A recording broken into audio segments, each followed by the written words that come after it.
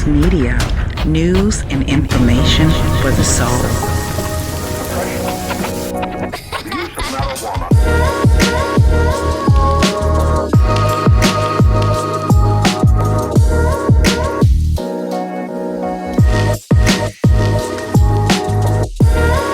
Please subscribe to Rainy Box Media, like and share your views in the comments section. Thank you.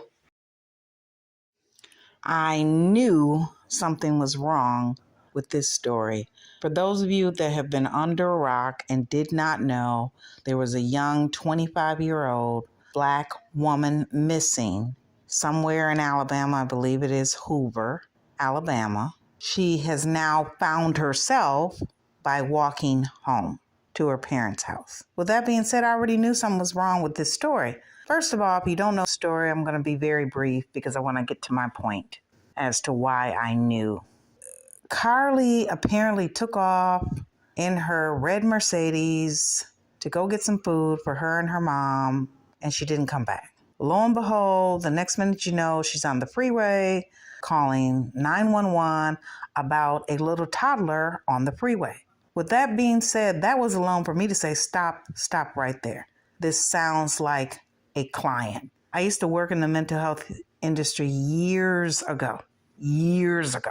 And I'm not saying that she had a mental break, if you will, or a meltdown of sorts, but the story certainly sounded like it to me from the jump. And lo and behold, now we have the press conference by the police officer stating no one else that night called about a toddler on the freeway. They can't really find out anyone that has abducted anyone. And this is possibly why Carlee showed up at home on her own accord 48 hours or so later to her parents' home where she lives. Make this make sense, but I already knew it made a lot of sense to me because I believe strongly that there are some other underlying issues, but I cannot diagnose anyone, so nor am I attempting to do so. And when you see the interview with her parents, like the day before the police come to some sort of conclusion in their press conference that just recently happened, where basically they're saying nothing was founded so far in Carlee's story, period, point blank. When you see the parents being interviewed, the mother looks distressed and she's saying Carlee was fighting for her life, both mentally and physically. The clip alone paints a top 1,000 words because the father looks at his wife as if they kind of knew maybe something was going on with her before what I would call this meltdown or mental break. But they kind of thought it would just go away or brushed it under the rug, but they kind of had a feeling. It does not mean that Carlee doesn't believe what happened. She may very well believe it because she may have some other, let's say, challenges. But I also believe the parents that they did believe her. But when you listen to the clip, you see where the father looks at the mother as if to say, we kind of felt something wasn't quite right. A few days before, a few weeks before, whatever. But before this incident, for sure.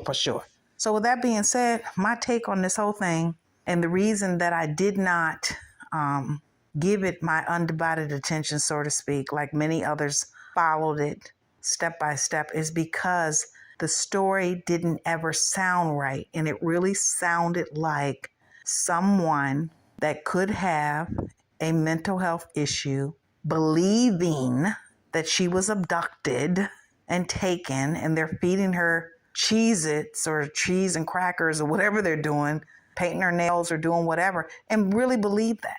And then when you look at the parents want to support their precious daughter. Who doesn't? So my take is very simple.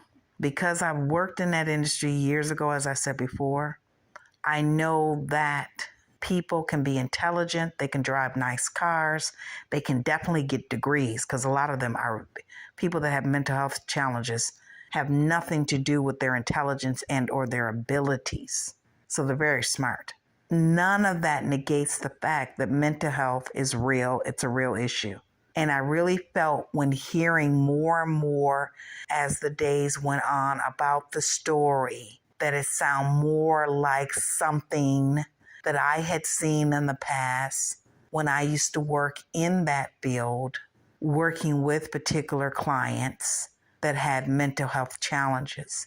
And it's not to say that the parents knew at age 7 that maybe Carlee had mental health challenges, because there are various issues that can trigger these things to come about later on in life. And there's various illnesses that don't really show up at the door until the mid-20s, early 30s or so.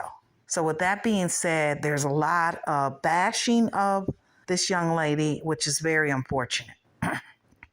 Very unfortunate because, again, in my opinion, she had a mental break. That's just my opinion.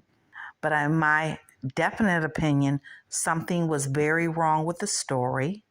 I don't know what triggered it. Some people, it's rumored to say that her boyfriend was breaking up or had broken up with her. I don't know. I don't really care. But here's what I know for sure. I don't think you can see a toddler while on a freeway, especially if you're driving at night, let alone even during the day, you're whizzing right by them. But at night, at that. And the whole abduction story and Carlee missing for 2 days and then magically appearing at her parents' home where she lives on her own accord, mind you. And then engaging with her parents in such a way that when they come out, which they did, by the way, immediately, like the next day, to tell everyone that she was really fighting for her life, both mentally and physically, tells me, and based on HIPAA laws, those that know, if it is a mental health issue, they really can't disclose a lot. And again, she may not even be diagnosed with any mental health issue. More than likely, I don't think she is. She's not. I don't think so. But now, whatever was being ignored, the minor indifferences that others around her saw, now they're forced to take a closer look. But the bashing of this young lady should not be, because we don't know. We haven't walked in her shoes. We really don't know what she was experiencing or what she truly believes. All we know, and for those of us that knew that the story just didn't add up, there was something terribly inaccurate and non-balanced with this story. That's the way I saw it anyways. The story just didn't add up. It was not balanced, period, point blank. We don't really know whether or not they're going to address and let us know what's really going on. But I don't think the parents are at fault, because I don't think they really know.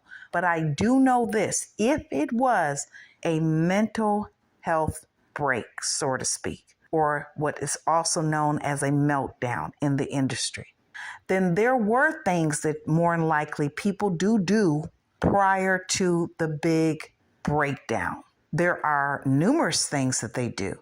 And if people that are close to that person is paying close attention, they'll see it, and then it may all make sense. But what we all have to keep in mind is that we're all perfect in the eye of God. He creates us in our own image, is what is said, or his image for that matter. But he creates us to be who we are in our imperfections. So instead of me getting on here and bashing her, because I understand the human nature and humans are imperfect in their perfection, all I want to say is that I wish their family well, and I hope that people can learn from this in terms of how we go about supporting people that may need help. Again, I'm not saying that in the case of Carlee Russell that she herself needs help or has a mental health issue. But what I am saying, undoubtedly, is that I've worked with people in that field years ago.